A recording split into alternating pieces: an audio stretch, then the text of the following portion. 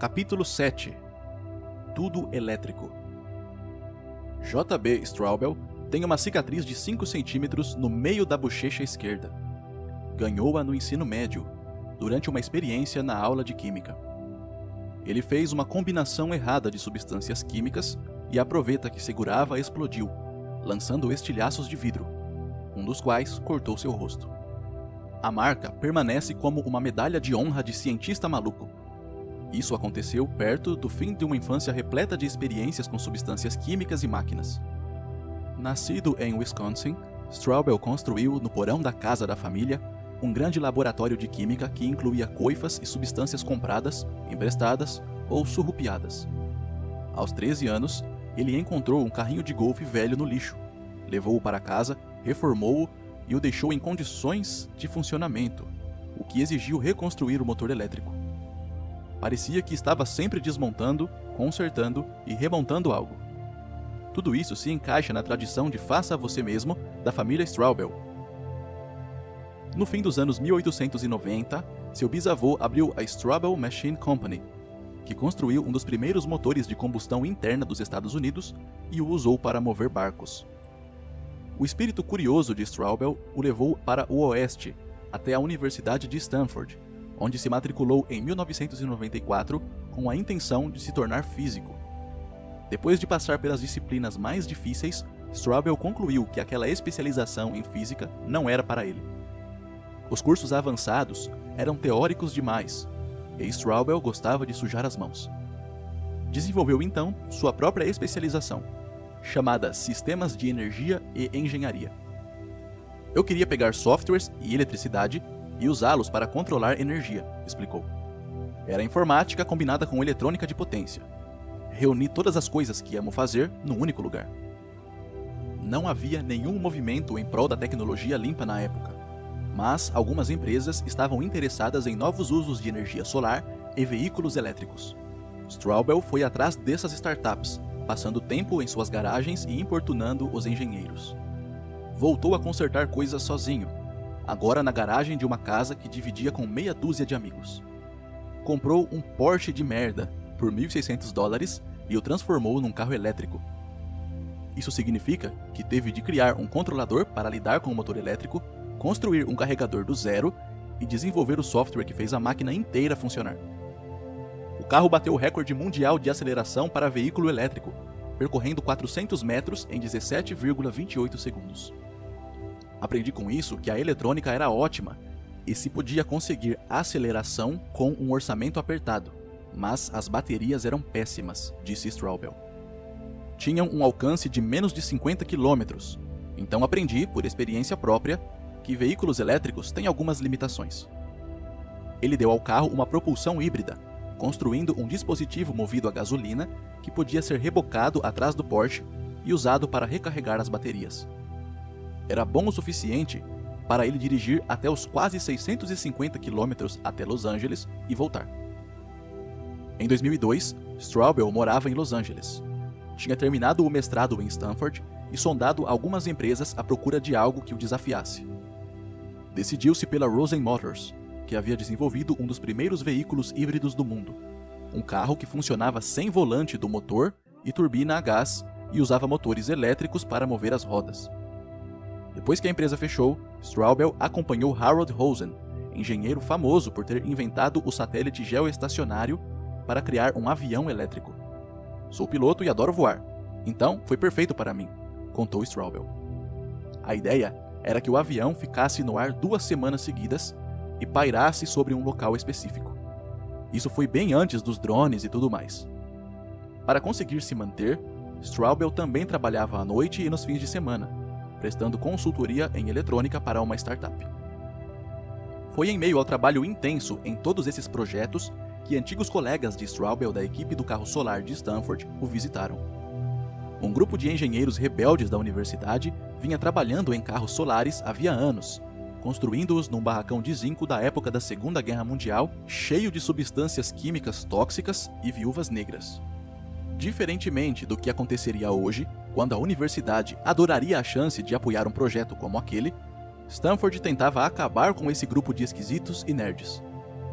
Os estudantes se provaram muito capazes de fazer o trabalho sozinhos e disputavam corridas cross-country de carros movidos a energia solar. Straubel ajudava a construir os veículos nos tempos de faculdade e mesmo depois, fazendo amizade com a turma de engenheiros que chegava. A equipe acabara de correr 3.701 quilômetros de Chicago a Los Angeles e Straubel oferecera aos garotos exaustos e sem dinheiro um lugar para ficar. Uns 6 estudantes apareceram na casa dele, tomaram o primeiro banho em muitos dias e depois se acomodaram pelo chão. Straubel e a equipe solar conversaram até tarde da noite e se mantiveram fixados em um assunto. Eles perceberam que as baterias de íons de lítio, como aquelas de seus carros movidos por energia solar, haviam se aprimorado muito mais do que a maioria das pessoas percebia. Muitos aparelhos eletrônicos, como os laptops, funcionavam com as chamadas baterias de íons de lítio 18650, que pareciam pilhas AA e podiam ser amarradas juntas. Nós nos perguntamos o que aconteceria se colocassem 10.000 pilhas juntas, lembrou Straubel. Fizemos o cálculo e descobrimos que se poderia percorrer quase 1.600 quilômetros. Isso era merda de nerd, e todo mundo acabou caindo no sono, mas a ideia ficou na minha cabeça.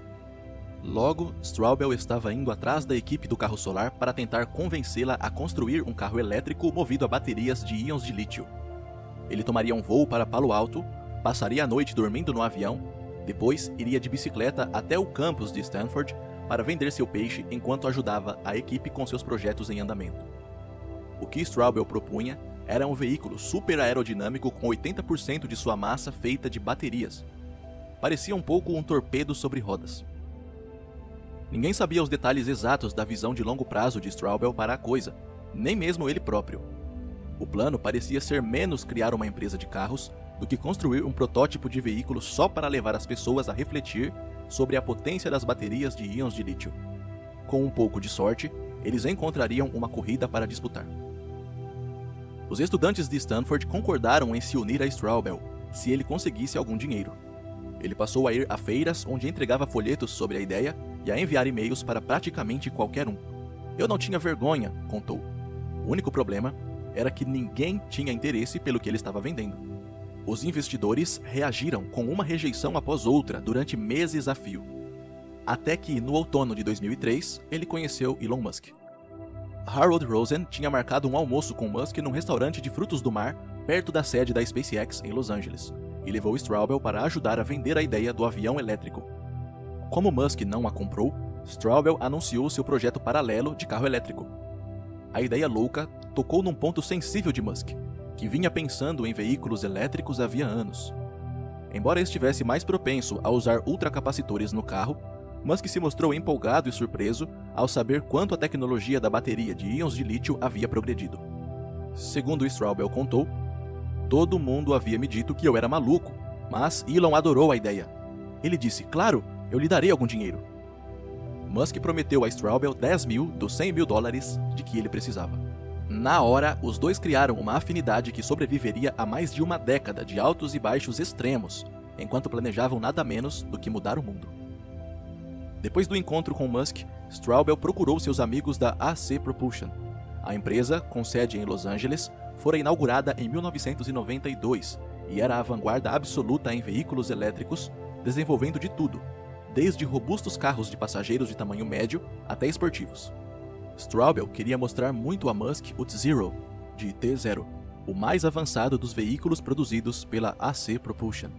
Era uma espécie de kit car com carroceria de fibra de vidro assentada sobre uma estrutura de aço que ia de 0 a 96 km por hora em 4,9 segundos, quando foi lançado em 1997.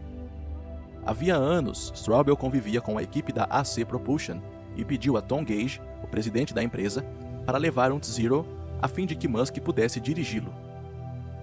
E Elon se apaixonou pelo veículo. Ele viu o potencial do carro como máquina de desenvolvimento rápido, que poderia mudar a percepção sobre carros elétricos de entediantes e lerdos para algo a ser cobiçado. Durante meses, Elon se ofereceu para financiar um esforço para transformar o kit car num veículo comercial, mas foi rejeitado várias vezes. Aquilo era um protótipo e precisava se tornar real, explicou Straubel. Adoro os caras da AC Propulsion, mas eles eram meio que ruins em negócios e se recusavam a fazê-lo. continuaram tentando vender a Elon um carro chamado e-Box, que tinha uma aparência horrível, desempenho ruim e transbordava tédio. Embora não tenham resultado em negócios concretos, as reuniões com a AC Propulsion consolidaram o interesse de Musk em apoiar algo bem além do projeto de ciências de Straubel. Num e-mail para Gage, em fins de fevereiro de 2004, Elon escreveu: "O que vou fazer é descobrir a melhor opção de carro básico de alto desempenho e conjunto motriz elétrico e seguir nessa direção." Sem que Straubel soubesse, mais ou menos na mesma época, uma dupla de parceiros de negócios do norte da Califórnia também se apaixonara pela ideia de desenvolver um carro movido a bateria de íons de lítio. Martin Eberhard e Mark Tarpenning haviam fundado a Nuvomedia em 1997 para criar um dos primeiros leitores de livros eletrônicos, chamado Rocket eBook. O trabalho da Nuvomedia lhes dera insights sobre equipamentos eletrônicos inovadores e sobre as imensamente aprimoradas baterias de íons de lítio usadas em laptops e outros gadgets. Embora o Rocket eBook estivesse à frente demais de seu tempo e não tenha sido um grande sucesso comercial, foi inovador o bastante para atrair a atenção da Gemstar International Group, dono do TV Guide e de algumas tecnologias de guia de programação eletrônico. A Gemstar pagou $187 milhões para adquirir a Nuvomedia em março de 2000. Com o dinheiro em mãos, os cofundadores permaneceram em contato após o acordo. Ambos moravam em Woodside, uma das cidades mais ricas do Vale do Silício, e conversavam de vez em quando sobre que desafio deveriam assumir em seguida. "Pensamos algumas coisas bobas", disse Tarpenning. Havia um plano de sistemas de irrigação sofisticados para fazendas e casas, baseado em redes de transmissão inteligentes sensíveis à água. Mas nada progrediu, e queríamos algo mais relevante. Eberhard era um engenheiro extremamente talentoso, com uma consciência social idealista. Os diversos conflitos dos Estados Unidos no Oriente Médio o incomodavam, e como muitas outras pessoas interessadas em ciência em 2000, ele passara a encarar o aquecimento global como uma realidade. Eberhard se pôs a buscar alternativas para os carros bebedores de gasolina. Ele investigou o potencial de células de combustível de hidrogênio, porém as achou deficientes. Também não viu muito sentido num leasing de algo como o carro elétrico EV1, da General Motors. O que despertou seu interesse foram os carros totalmente elétricos da AC Propulsion que viu na internet. Então, foi a Los Angeles em 2001 visitar a loja da empresa. Segundo ele, o lugar parecia uma cidade fantasma, como se estivessem fechando as portas e abandonando o negócio. "Eu os tirei do aperto com $500 mil para que pudessem desenvolver para mim um de seus carros com íons de lítio em vez de baterias de chumbo ácido." Eberhard também tentou incitar a AC Propulsion a se tornar uma empresa comercial, em vez de uma loja de hobby. Quando rejeitaram suas propostas, ele decidiu criar a própria companhia e ver o que as baterias de íons de lítio podiam realmente fazer. A jornada de Eberhard começou com a construção de um modelo técnico do carro elétrico numa planilha. Isso lhe permitiu ajustar vários componentes e ver como eles poderiam afetar o design e o desempenho do veículo. Seria possível também determinar o peso, o número de baterias, a resistência dos pneus, a carroceria e depois obter respostas sobre quantas baterias seriam necessárias para mover os diversos modelos. Os desenhos deixaram claro que os utilitários, muito populares na época, e veículos como caminhões de entrega eram candidatos improváveis. Em vez disso, a tecnologia parecia favorecer um esportivo mais leve e sofisticado, que seria veloz, agradável de se dirigir e teria um alcance muito maior do que a maioria das pessoas esperaria. Essas especificações técnicas complementaram as descobertas de Tarpenning, que vinha pesquisando um modelo financeiro para o carro. O Toyota Prius começara a deslanchar na Califórnia e estava sendo comprado por ricos defensores da natureza. Também descobrimos que a renda média dos proprietários do EV1 ficava em torno de $100 mil por ano, explicou Tarpenning. Pessoas que costumavam procurar modelos Lexus, BMW e Cadillac viam os carros elétricos e híbridos como um tipo diferente de símbolo de status. Os executivos calcularam que poderiam criar algo para o mercado de automóveis de luxo americano, o qual movimentava $3 bilhões por ano, permitindo, ao mesmo tempo, que os ricos se divertissem e se sentissem bem consigo mesmos. As pessoas pagam pelo que é bacana e sexy e por um incrível tempo de 0 a 60, argumentou Tarpenning. Em 1º de julho de 2003, Eberhard e Tarpenning deram o pontapé inicial em sua nova empresa. Alguns meses antes, quando estava na Disneylândia num passeio com a mulher, Eberhard tivera a ideia do nome Tesla Motors, para homenagear o inventor e pioneiro do motor elétrico, Nikola Tesla, e porque ele soava bem. Os cofundadores alugaram um escritório que tinha 3 mesas e 2 salas pequenas, num prédio decrépito dos anos 1960, localizado no número 845 da Oak Grove Avenue, em Menlo Park. A terceira mesa foi ocupada alguns meses depois por Ian Wright, engenheiro criado numa fazenda da Nova Zelândia e vizinho dos cofundadores da Tesla em Woodside. Wright vinha trabalhando com eles para promover uma startup na área de redes. Como nenhum investidor de risco se interessou, Wright se juntou à Tesla. Quando os 3 homens começaram a contar seus planos a pessoas próximas, foram alvo de escárnio geral. Encontramos uma amiga num bar de Woodside para contar a ela o que enfim havíamos decidido fazer. Um carro elétrico, contou Tarpening. Ela só falou, vocês só podem estar brincando comigo. Qualquer um que tenta abrir uma fabricante de carros nos Estados Unidos, logo é lembrado de que a última startup bem-sucedida da indústria foi a Chrysler, fundada em 1925. Projetar e desenvolver um carro do zero exige enfrentar um bocado de desafios, mas, na verdade, conseguir o dinheiro e o know-how era o que frustrara os esforços anteriores que haviam tentado fazer uma nova empresa automobilística funcionar. Os fundadores da Tesla estavam conscientes dessa realidade. Descobriram que Nikola Tesla havia construído um motor elétrico um século antes e que criar um sistema de transmissão para pegar a potência do motor e enviá-la para as rodas era factível. A parte de fato assustadora do empreendimento seria erguer a fábrica para produzir o carro e seus componentes.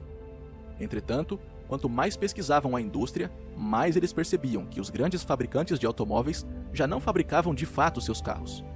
Os tempos em que Henry Ford recebia o material bruto numa ponta da fábrica em Michigan e depois despachava os carros pela outra haviam passado. A BMW não produzia para-brisas, nem estofados, nem espelhos retrovisores, disse Tarpening. As únicas coisas que as grandes fabricantes de carros ainda faziam eram pesquisas sobre combustão interna, vendas, marketing e a montagem final. Por ingenuidade, achamos que poderíamos ter acesso aos mesmos fornecedores para nossas peças. O plano dos cofundadores da Tesla era obter a licença de algumas tecnologias da AC Propulsion para o veículo T-Zero e usar o chassi do Lotus Elise para a carroceria de seu carro.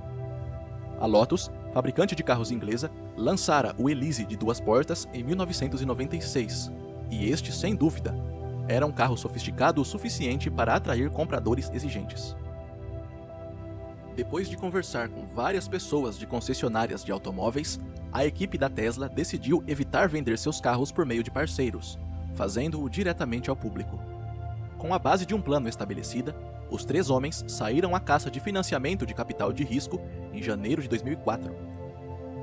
Para fazer as coisas parecerem mais reais para os investidores, os fundadores da Tesla pegaram um T-Zero emprestado com a AC Propulsion e foram com ele até o corredor de capital de risco da Sand Hill Road.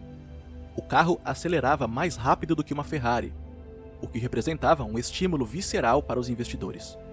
Entretanto, o lado negativo era o fato de os investidores de alto risco não serem um grupo lá muito imaginativo, e eles penaram para enxergar além do acabamento de plástico vagabundo daquele kit car glorificado.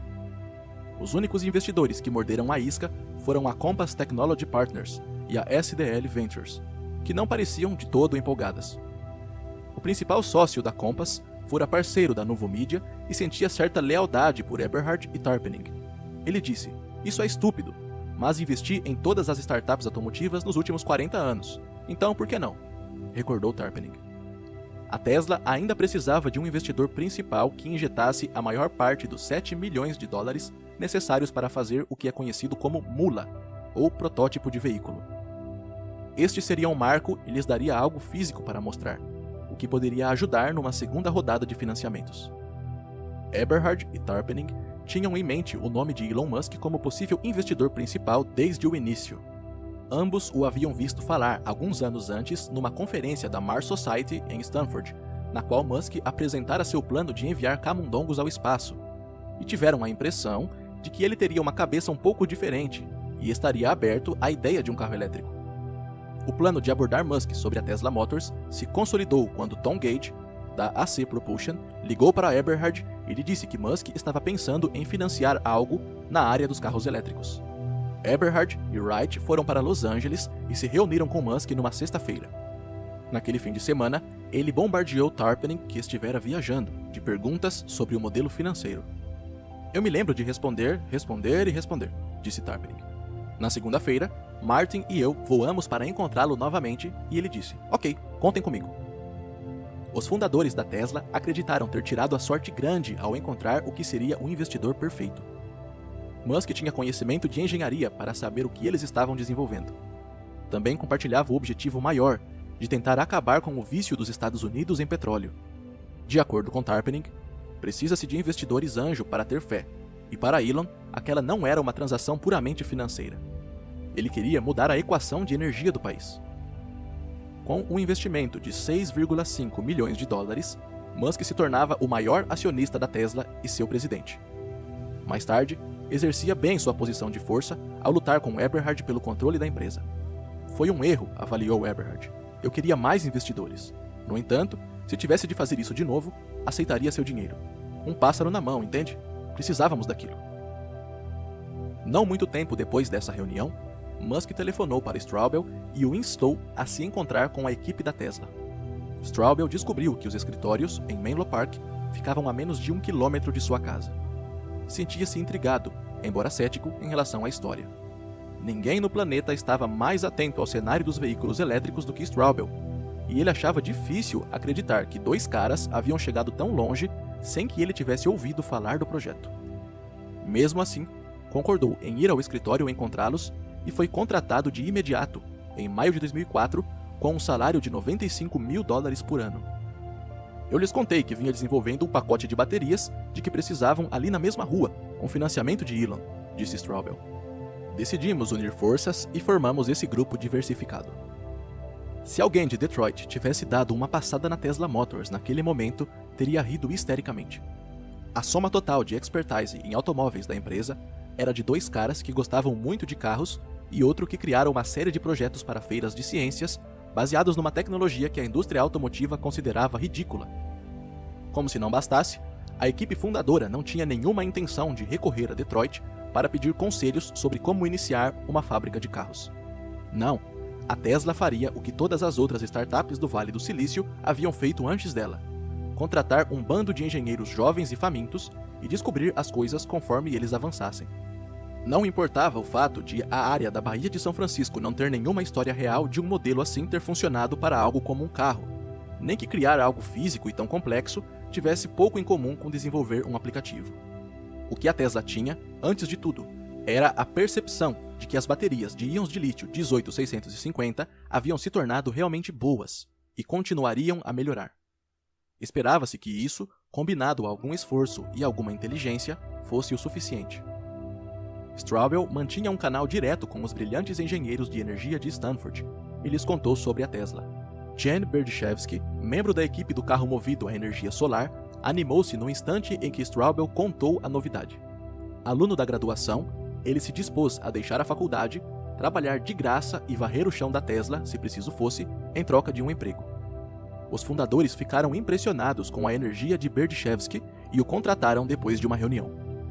Isso o deixou na posição desconfortável de telefonar para os seus pais, imigrantes russos e engenheiros de submarinos nucleares, e contar que estava desistindo de Stanford para ingressar numa startup de carros elétricos. Funcionário número 7, ele passava parte do expediente no escritório em Menlo Park e o restante na sala de estar de Straubel desenhando modelos virtuais 3D do conjunto motriz do carro e construindo protótipos de pacotes de baterias na garagem. Só agora percebo como aquilo foi insano, revelou Berdyshevsky. A Tesla logo precisou se expandir para acomodar seu exército de engenheiros recém-formados e criar uma oficina que ajudaria a dar vida ao Roadster, como naquele momento chamavam o carro. Encontraram um edifício industrial de 2 andares em San Carlos, no número 1050 da Commercial Street. As instalações, de pouco mais de 900 metros quadrados, não eram grande coisa, mas ofereciam espaço suficiente para uma sessão de pesquisa e desenvolvimento capaz de criar alguns protótipos. Havia algumas baias de montagem grandes na parte da frente do prédio e 2 portas de rolar de tamanho suficiente para os carros entrarem e saírem. Wright dividiu o espaço aberto em segmentos: motores, baterias, eletrônica de potência e montagem final. A metade esquerda do prédio era um espaço de escritórios que fora modificado de maneira estranha pelo inquilino anterior. uma empresa de material hidráulico.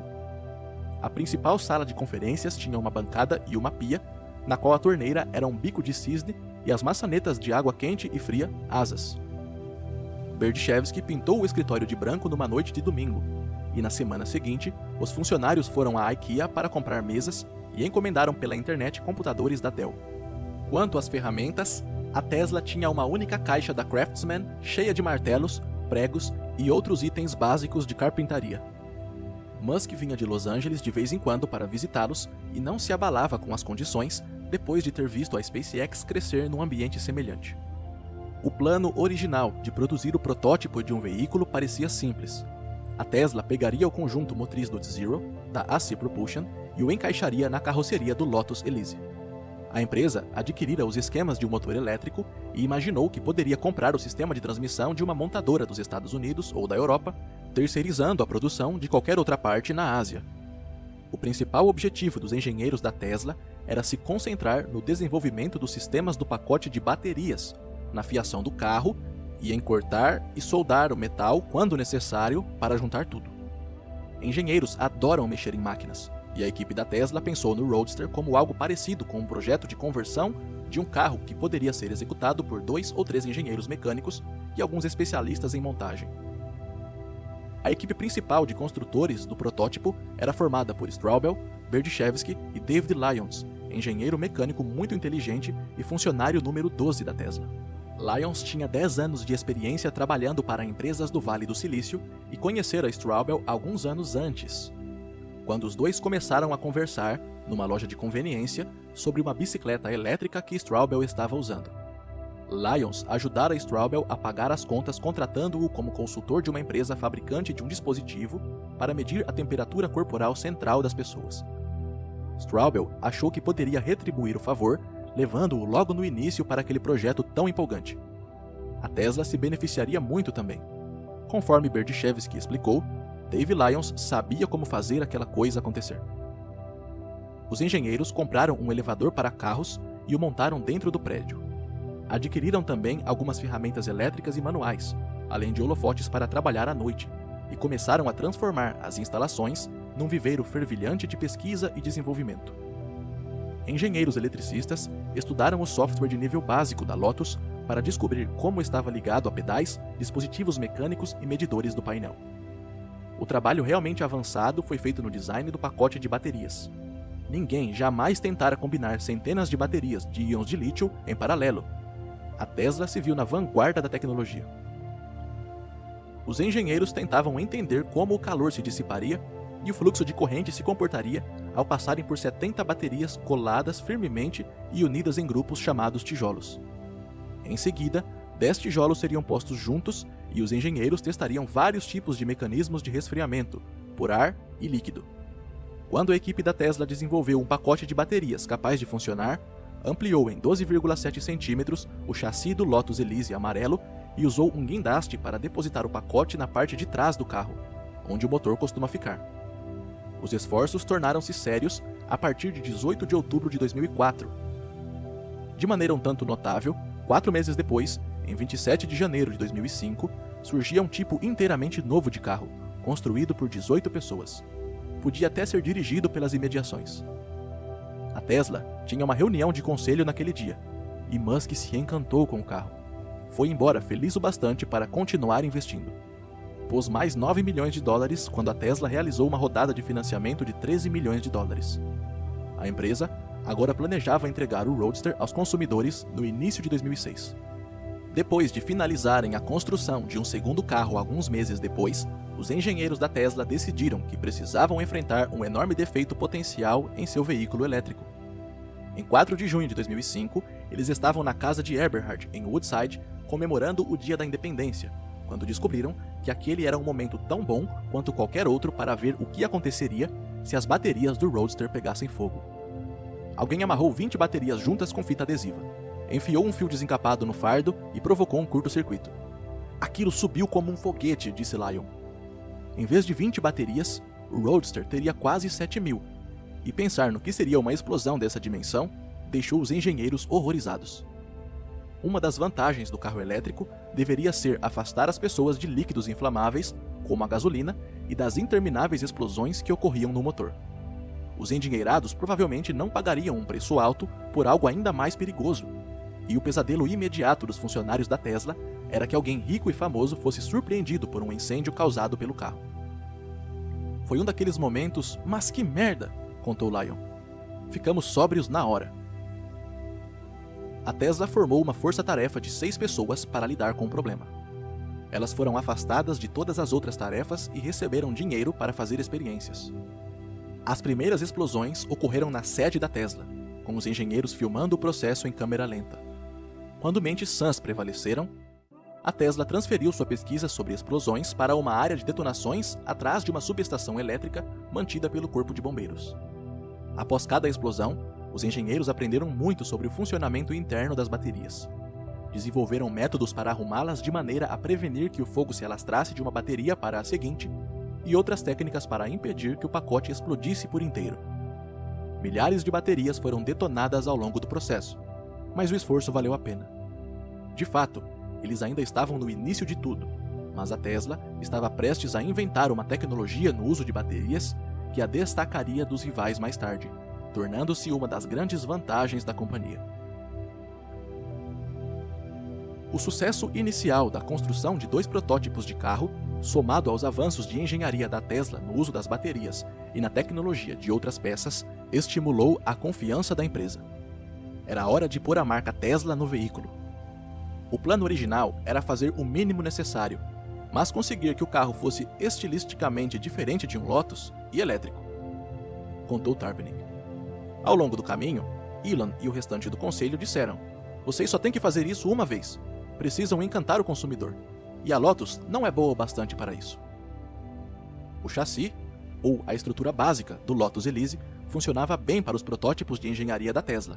No entanto, a carroceria do carro tinha sérios problemas, tanto na forma quanto na função.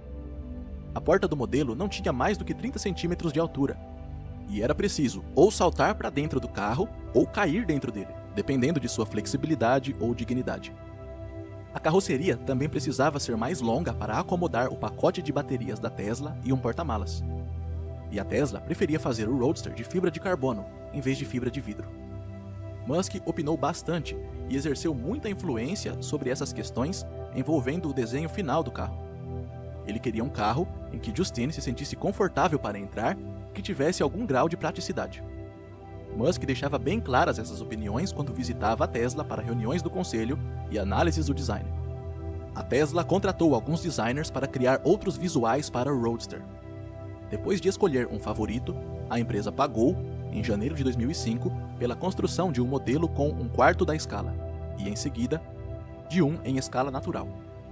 Esse processo deu aos executivos da Tesla uma nova visão sobre tudo o que fazia parte da produção de um carro. Eles envolvem todo o modelo nesse material brilhante chamado Mylar e então sugam o ar, para que ele grude no carro e você possa ver os contornos, o brilho e as sombras, explicou Tarpening. O modelo prateado foi então transformado num desenho virtual que os engenheiros podiam manipular. Uma empresa britânica usou o arquivo digital para criar uma versão em plástico do carro chamada Aerobuck, para testes de aerodinâmica. Eles o puseram num barco e o despacharam para nós, e nós o levamos para o Burning Man, contou Tarpening, referindo-se a um festival de arte regado a drogas realizado no deserto de Nevada. Um ano depois, após muitos ajustes e bastante trabalho, a Tesla teve um momento de definição. Era maio de 2006 e a companhia crescera, passando a ter 100 funcionários. Essa equipe construiu uma versão preta do Roadster conhecida como EP1. Segundo Tarpening, foi como dizer: "Agora achamos que sabemos o que criaremos. Você pode senti-lo. É um carro de verdade, e isso é muito empolgante." A chegada do EP1 ofereceu uma grande desculpa para mostrar aos investidores o que o dinheiro deles comprara e pedir mais recursos a um público mais amplo. Os investidores de risco ficaram impressionados o suficiente para ignorar o fato de que os engenheiros às vezes tinham que ventilar manualmente o carro para resfriá-lo entre um test drive e outro, e começavam a entender o potencial a longo prazo da Tesla.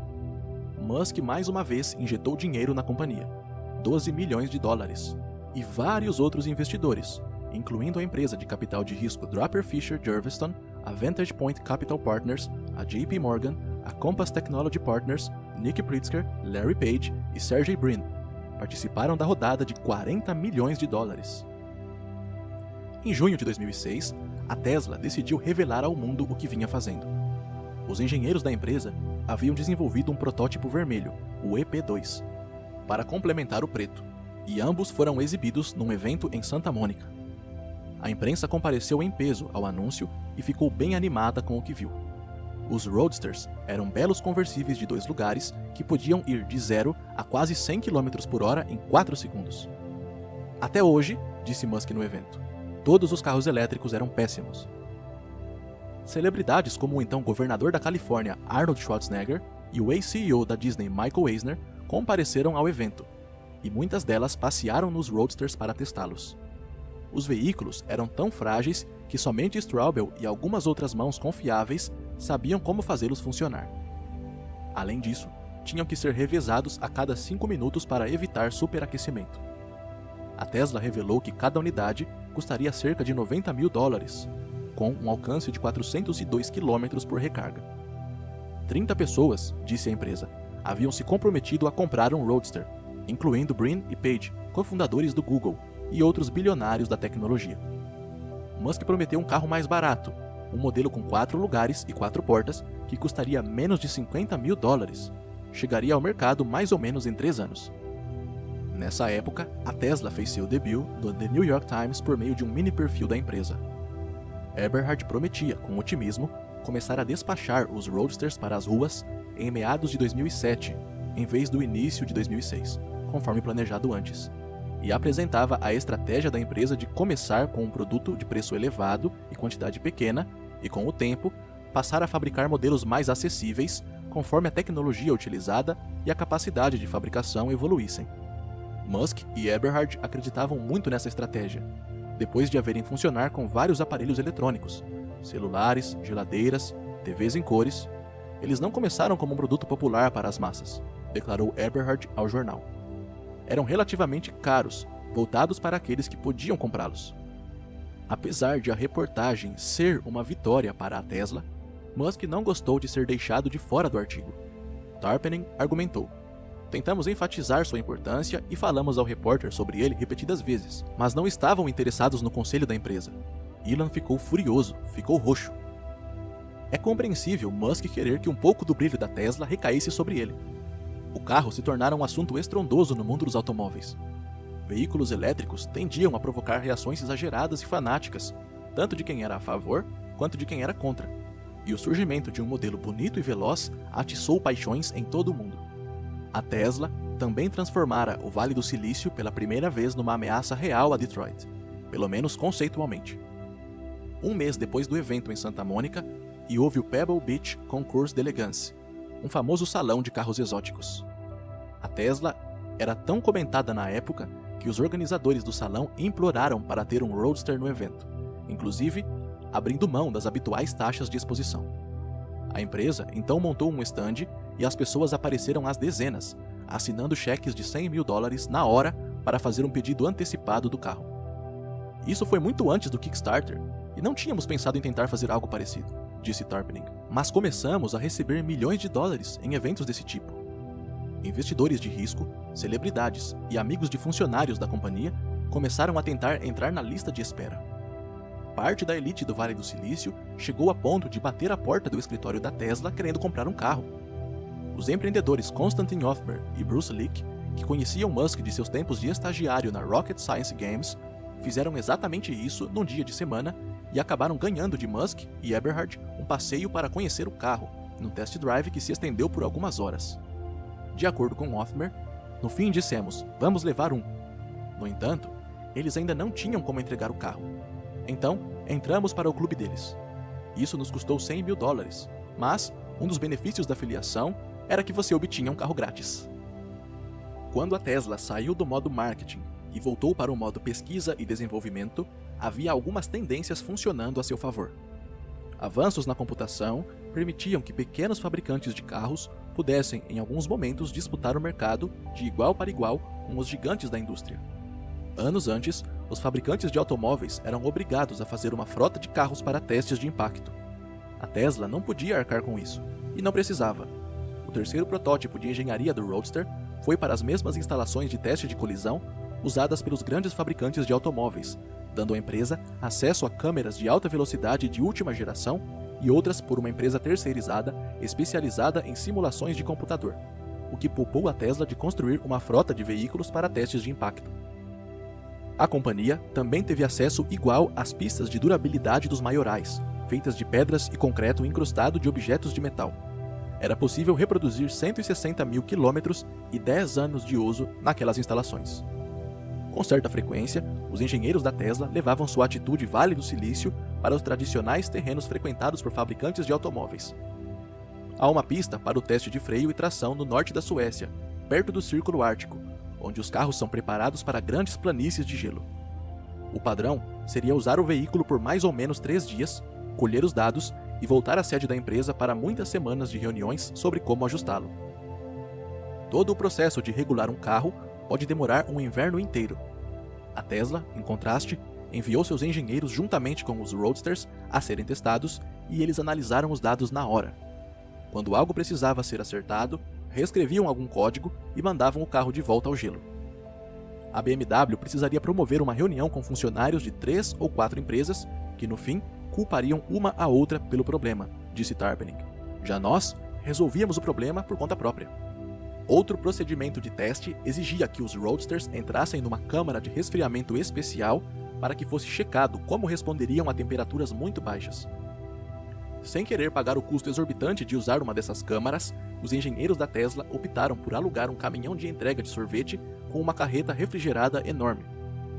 Alguém dirigiu o Roadster para dentro do caminhão e os engenheiros envergaram parcas para trabalhar no carro.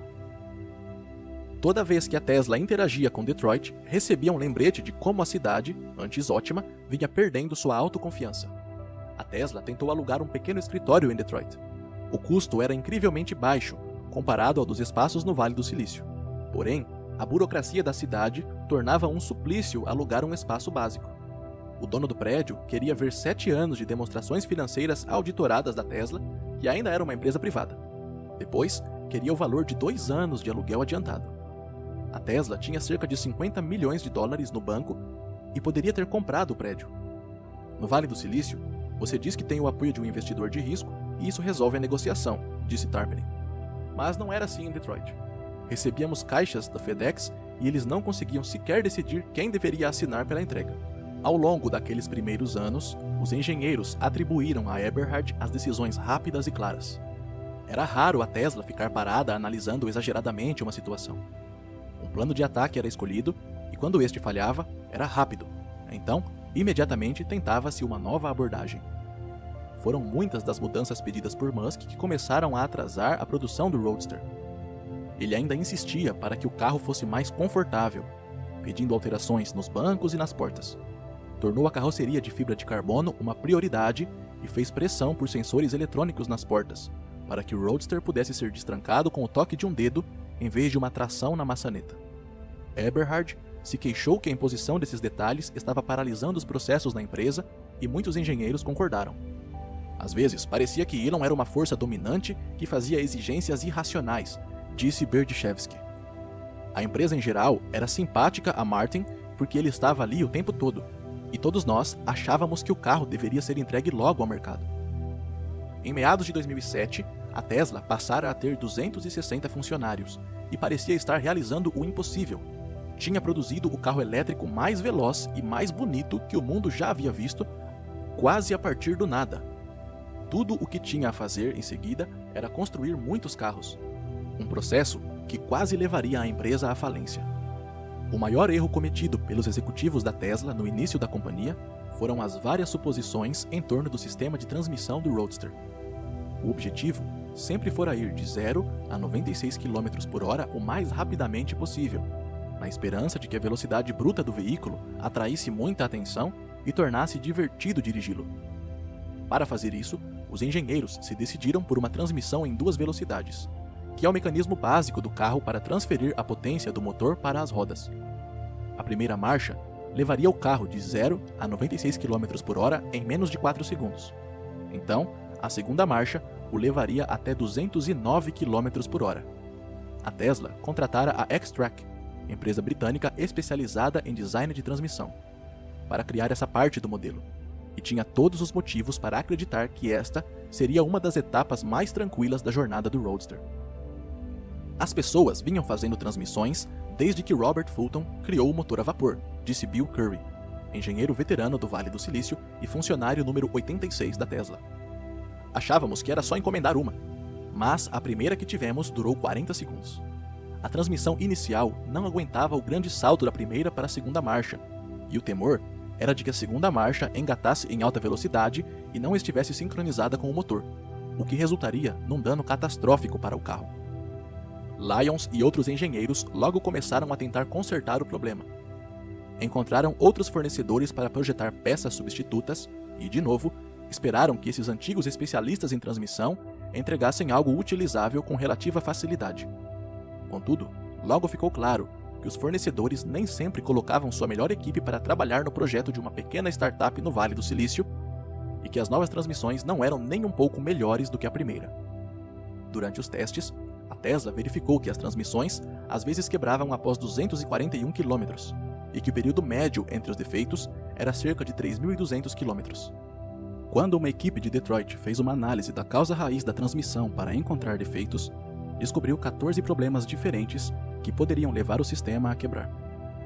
A Tesla queria disponibilizar o Roadster ao mercado em novembro de 2007, mas os problemas de transmissão persistiram, e quando chegou o dia 1º de janeiro de 2008, a empresa teve de começar tudo de novo, do zero, numa terceira iniciativa para conseguir uma transmissão que funcionasse. A Tesla também enfrentou problemas no exterior. A empresa decidira enviar à Tailândia uma equipe com seus engenheiros mais jovens e mais dispostos para que montassem uma fábrica de baterias. Para isso, fechou uma parceria com um fabricante entusiasmado, embora não totalmente capaz. Os engenheiros haviam sido informados de que poderiam ir até lá e administrar a construção de uma fábrica de baterias top de linha. Em vez disso, encontraram no local uma laje de concreto com estacas sustentando um telhado. A construção ficava a 3 horas de carro ao sul de Bangkok e fora deixada em sua maior parte aberta, como muitas outras fábricas, por causa do calor inacreditável.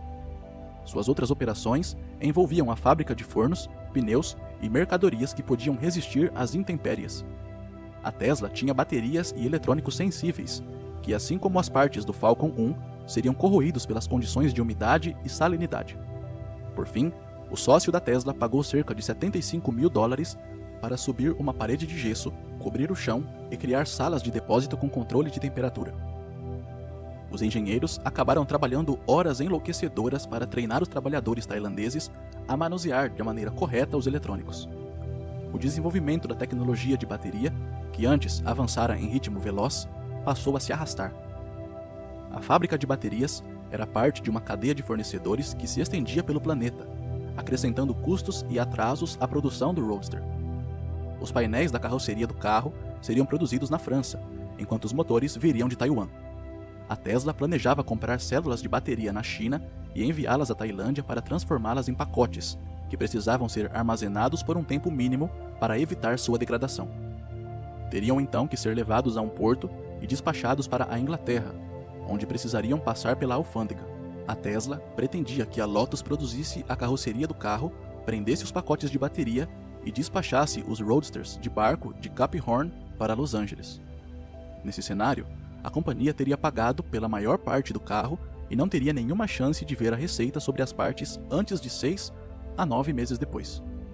A ideia era ir para a Ásia, fazer com que as coisas fossem feitas com rapidez e a baixo custo e ganhar dinheiro com o carro, explicou Forrest North, um dos engenheiros enviados à Tailândia.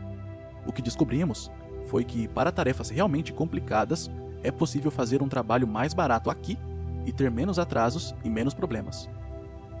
Quando alguns novos contratados chegavam, ficavam horrorizados ao descobrir quanto o plano da Tesla parecia fortuito. Ryan Popple, que passara 4 anos no exército e depois fizera MBA em Harvard, chegou à Tesla como diretor de finanças com a intenção de preparar a companhia para abrir o capital. Depois de examinar os livros da companhia no início de sua gestão, Popple perguntou ao diretor de produção e operações como exatamente ele conseguiria que um carro fosse feito. Ele respondeu: "Bem, decidiremos partir para a produção e então um milagre vai acontecer", contou Popple. Quando ficou sabendo dos problemas de produção, Musk ficou muito preocupado com o modo como Eberhard dirigia a empresa e chamou alguém para consertar a situação. Uma das empresas a pôr dinheiro na Tesla era a Valor Equity, uma firma de investimentos com sede em Chicago, especializada em fazer ajustes finos em operações de produção. A companhia fora atraída pela tecnologia de baterias e pelo conjunto motriz da Tesla, calculando que, mesmo que esta não conseguisse vender muitas unidades, os grandes fabricantes de automóveis acabariam por querer comprar sua propriedade intelectual. Para proteger seu investimento, a Valor Equity enviou Tim Watkins, seu diretor administrativo de operações, e ele logo chegou a conclusões terríveis. Com diploma em robótica industrial e engenharia elétrica, o britânico Watkins construiu sua reputação de engenhoso solucionador de problemas. Quando trabalhava na Suíça, por exemplo, descobriu uma maneira de contornar as leis trabalhistas rígidas do país, que limitam as horas de trabalho dos funcionários ao automatizar uma fábrica de estampagem de metal, de modo que esta pudesse funcionar 24 horas por dia em vez de 16, como as outras fábricas ou os rivais. Ele também é conhecido por manter seu rabo de cavalo no lugar com um elástico preto, usar uma jaqueta de couro preta e carregar uma pochete onde quer que vá. A pochete guarda passaporte, talão de cheques, fones de ouvido, protetor solar, comida e uma variedade de outros itens importantes. Segundo ele, está cheia de coisas do dia a dia, das quais preciso para sobreviver. Se me afasto 3 metros dessa coisa, percebo logo. Embora um tanto excêntrico, Watkins mostrou-se meticuloso. Passou semanas conversando com funcionários e analisando cada parte da cadeia de fornecedores da Tesla para descobrir quanto custaria produzir o Roadster. A Tesla fizera um trabalho decente para manter baixo o custo de sua mão de obra. A empresa contratava o garoto recém-saído de Stanford por $45 mil por ano, em vez de pagar $120 mil pelo cara experiente, que provavelmente não iria querer trabalhar tão duro.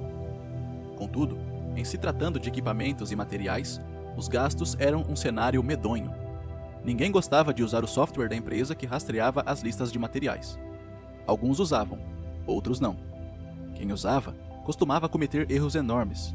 Pegavam o custo de uma parte dos protótipos do carro e estimavam quanto de desconto esperariam ter ao comprá-la em grande quantidade, em vez de negociar para encontrar um preço viável. Em determinado momento, o software declarou que cada unidade do Roadster custaria $68 mil, com a Tesla faturando $30 mil por veículo. Todo mundo sabia que o cálculo estava errado, mas, mesmo assim, foi apresentado ao conselho. Em meados de 2007, Watkins foi até Musk com suas descobertas. Elon estava preparado para um número elevado, mas tinha confiança de que o preço do carro baixaria significativamente ao longo do tempo, à medida que a Tesla aprimorasse seu processo de fabricação e aumentasse as vendas. Foi quando Tim me disse quão ruim eram as notícias, contou Musk. Parecia que cada unidade custaria até $200 mil para ser produzida. A Tesla planejava vendê-lo por apenas $85 mil.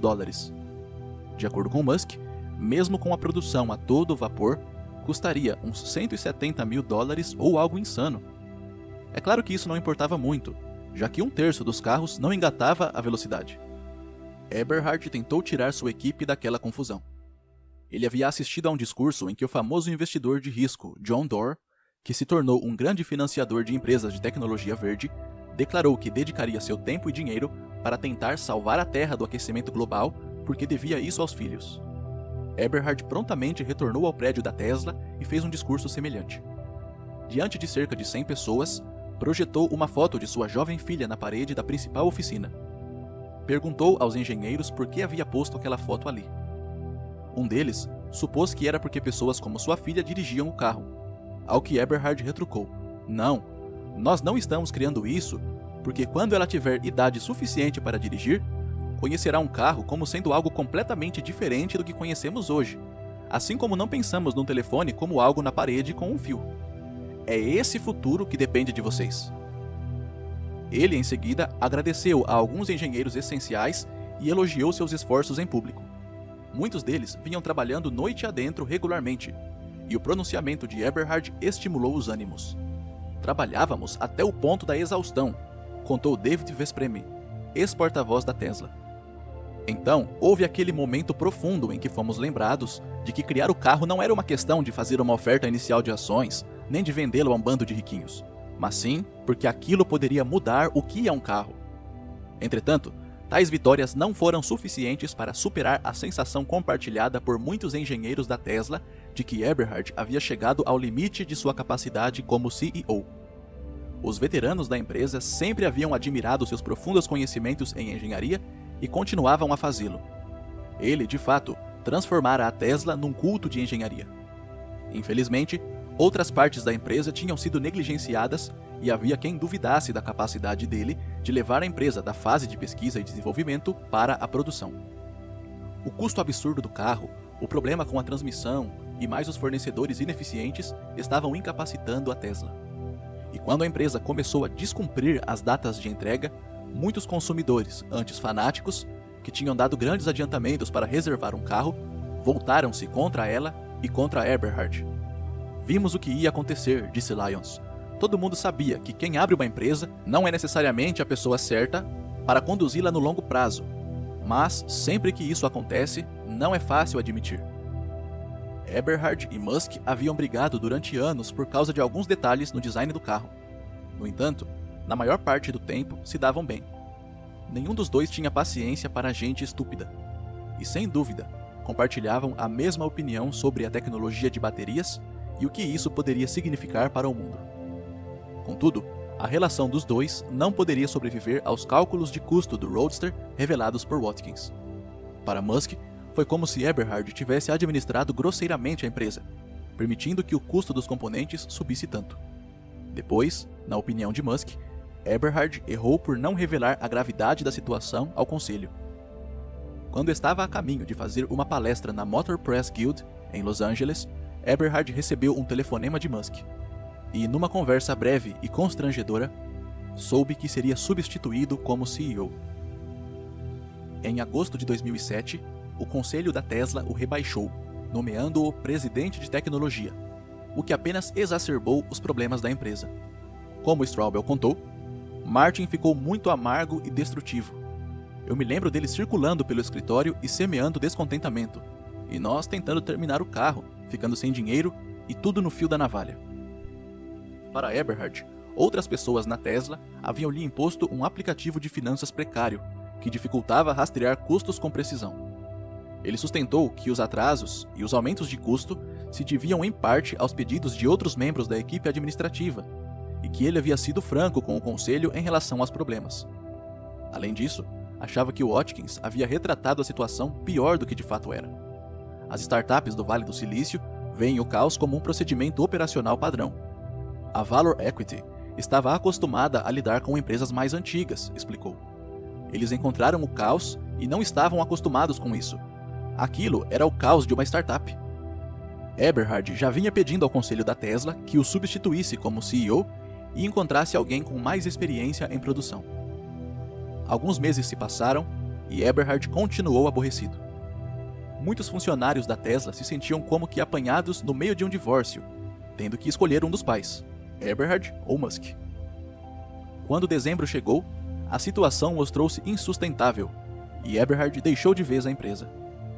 Em um comunicado, a Tesla afirmou que ele recebera a oferta de um cargo no conselho consultivo e recusara.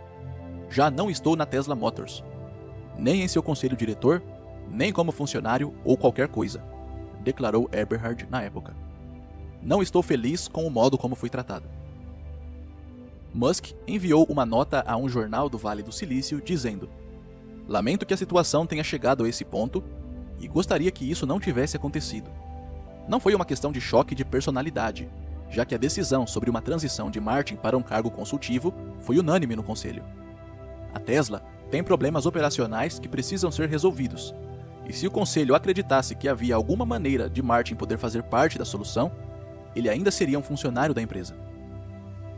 Tais declarações foram o início de uma guerra entre os dois, que se arrastaria por anos em público e que, de muitas maneiras, perdura até hoje.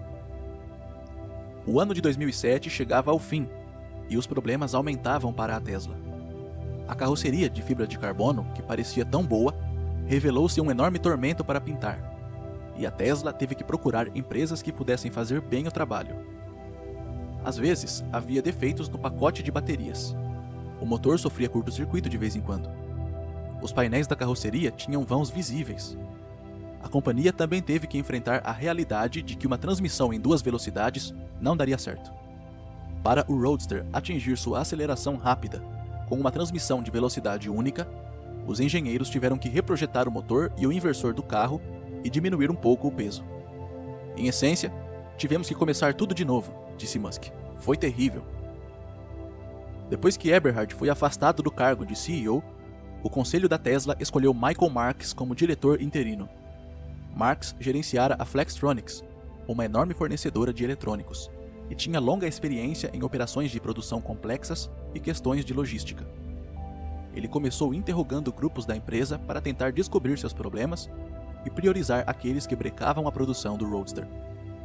Também introduziu algumas regras básicas, como certificar-se de que todos os funcionários estivessem no trabalho ao mesmo tempo para estabelecer um parâmetro de produtividade. Um pedido difícil para o Vale do Silício, berço da cultura do trabalho em qualquer lugar e a qualquer hora. Todas essas mudanças faziam parte da lista de Marx, um plano com 10 objetivos e um prazo de 100 dias para a implantação total, que incluía eliminar todos os defeitos nos pacotes de baterias, reduzir os vãos entre as partes da carroceria para menos de 40 mm e obter um número específico de reservas. Martin estava desmoronando e lhe faltava um bocado da disciplina essencial a um gerente, ponderou Straubel. Michael chegou, avaliou a confusão e foi como um filtro para as coisas sem importância. Ele não tinha nenhum interesse pessoal envolvido e podia dizer: "Não me importo com o que você acha ou deixa de achar. Isso é o que devemos fazer." Durante um tempo, a estratégia de Marx deu certo, e os engenheiros da Tesla puderam mais uma vez focar na construção do Roadster e não na politicagem interna. Mas então, a visão de Marx para a empresa passou a divergir da de Musk. Naquela época, a Tesla tinha se mudado para instalações maiores no número 1050 da Byng Street, em São Carlos. O prédio mais amplo permitiu à empresa trazer da Ásia o trabalho com as baterias e cuidar de parte da produção do Roadster, aliviando os problemas na cadeia de fornecedores. A Tesla estava amadurecendo como fabricante de carros, embora suas características de startup e criança rebelde permanecessem intactas. Um dia, quando circulava pela fábrica, Marx viu um Smart, carro da Daimler, num elevador. Musk e Straubel tinham um pequeno projeto paralelo com o veículo em andamento. Queriam ver como este se comportaria como veículo elétrico. Michael não sabia disso e assumiu a postura "Quem é o CEO aqui?", contou Lyons. A pesquisa no Smart acabou levando a Daimler a comprar uma fatia de 10% da Tesla. A tendência de Marx era tentar apresentar a Tesla com um ativo que poderia ser vendido a um fabricante de carros maior. Era um plano perfeitamente razoável. Quando esteve à frente da Flextronics, ele supervisionara uma cadeia de fornecedores amplas e global. Por isso, conhecia muito bem as dificuldades do processo de fabricação. Àquela altura, a Tesla deve lhe ter parecido quase sem salvação. A empresa não conseguia fazer bem seu único produto. Estava sofrendo uma hemorragia de dinheiro. Descumprira uma série de prazos de entrega, e mesmo assim, seus engenheiros ainda conduziam experiências paralelas. Fazer a Tesla parecer tão atraente quanto possível para um pretendente era a coisa racional a ser feita. Em praticamente qualquer outra situação, agradeceriam a Marx por seu plano de ação decisivo e por salvar os investidores da companhia de uma grande perda. Entretanto, Musk tinha pouco interesse em embelezar os ativos da Tesla para quem fizesse a maior oferta. Ele abrira a empresa para fazer a diferença dentro do setor automotivo e forçar as pessoas a repensar os carros elétricos. Em vez de fazer o que era a moda no Vale do Silício, ou seja, seguir em direção a uma nova ideia ou plano, Musk iria mais fundo. A entrega do produto estava atrasada, o preço dele estava acima do orçamento e tudo parecia errado.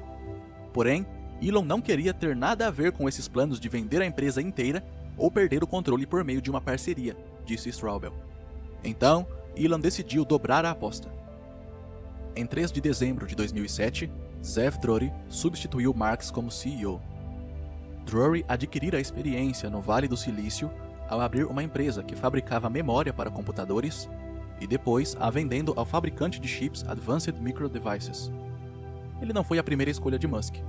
A primeira opção recusara o emprego porque não queria se mudar da costa leste, e não inspirou muito entusiasmo nos funcionários da Tesla. Drori era cerca de 15 anos mais velho do que o empregado mais jovem da Tesla, e não tinha nenhuma ligação com aquele grupo unido pelo sofrimento e pelo trabalho árduo. passou a ser visto mais como um executor das vontades de Musk do que um CEO independente no comando. Musk passou a fazer mais aparições públicas para mitigar a cobertura ruim da imprensa em torno da Tesla. Divulgou comunicados e deu entrevistas, prometendo que o Roadster seria entregue aos clientes no início de 2008. Passou a falar com entusiasmo de um modelo de codinome White Star. O Roadster recebera o codinome Dark Star, que seria um sedã com preço possivelmente em torno de $50 mil e de uma nova fábrica para produzi-lo. Escreveu em um post de um blog: devido às recentes mudanças na gerência, algumas garantias estão inseridas nos planos futuros da Tesla Motors. A mensagem no médio prazo é simples e inequívoca. Vamos entregar no ano que vem um excelente carro esportivo que os clientes vão adorar dirigir. Meu carro, número de chassi 1, já saiu da linha de produção no Reino Unido e estão sendo feitos os preparativos finais para sua importação. A Tesla realizou uma série de reuniões públicas com clientes, em que procurou admitir seus problemas abertamente e começou a participar de alguns salões para exibir seu carro. Vince Solito, ex-executivo do PayPal, visitou o salão de Menlo Park e encontrou Musk reclamando de problemas de relações públicas, mas claramente motivado com o produto que a Tesla estava desenvolvendo. Sua atitude mudou no momento em que chegamos ao display do motor. De jaqueta de couro e calças informais, Musk começou a falar sobre as propriedades do motor, e em seguida, fez uma performance digna de um levantador de peso, erguendo a peça de metal de quase 50 quilos. Ele pegou aquela coisa e a segurou entre as duas mãos, contou Solito. Segurou-a tremendo, e gotas de suor se formaram em sua testa. Não era bem uma exibição de força, mas uma demonstração física da beleza do produto. Embora reclamassem muito dos atrasos, os clientes pareceram perceber essa paixão em Musk e compartilhar seu entusiasmo com o produto. Apenas alguns deles pediram o adiantamento de volta. Os funcionários da Tesla logo passaram a ver o mesmo Musk que os funcionários da SpaceX haviam visto durante anos. Quando um problema surgia, como os defeitos nos painéis de fibra de carbono da carroceria, Musk lidava com ele diretamente. Ele voou para a Inglaterra em seu jato para apanhar novas ferramentas de fabricação para os painéis e as entregou pessoalmente à fábrica na França para se assegurar de que o cronograma de produção do Roadster fosse mantido. Os tempos em que as pessoas eram ambíguas em relação ao custo de fabricação do Roadster também haviam acabado. De acordo com Popple, Elon estava empolgado e disse que cumpriríamos um intenso programa para baixar os custos. Ele fez um discurso afirmando que trabalharíamos sábados e domingos e dormiríamos embaixo das mesas até o carro ficar pronto. Alguém entregou os pontos e argumentou que todos vinham trabalhando duro e precisavam de uma folga, precisavam ver suas famílias. Elon retrucou: eu diria a essas pessoas que elas poderão passar muito tempo com suas famílias quando formos à falência. Fiquei meio que, uau, mas entendi o recado. Venho de uma cultura militar, onde simplesmente é preciso fazer seu objetivo se concretizar. Os funcionários passaram a ter de se reunir às 7 da manhã toda quinta-feira para a atualização da lista de materiais. Todos precisavam saber o preço de cada componente e ter um plano convincente para consegui-los a preços menores. Se o motor custava $6.500 no fim de dezembro, Musk queria que seu preço fosse de $3.800 em abril. Os custos eram postos em planilhas e analisados todo mês. Se você começasse a ficar para trás, as consequências eram terríveis, revelou Popple. Todo mundo podia ver isso, e quem não cumpria suas metas era demitido. Elon tem uma mente que é um pouco como uma calculadora.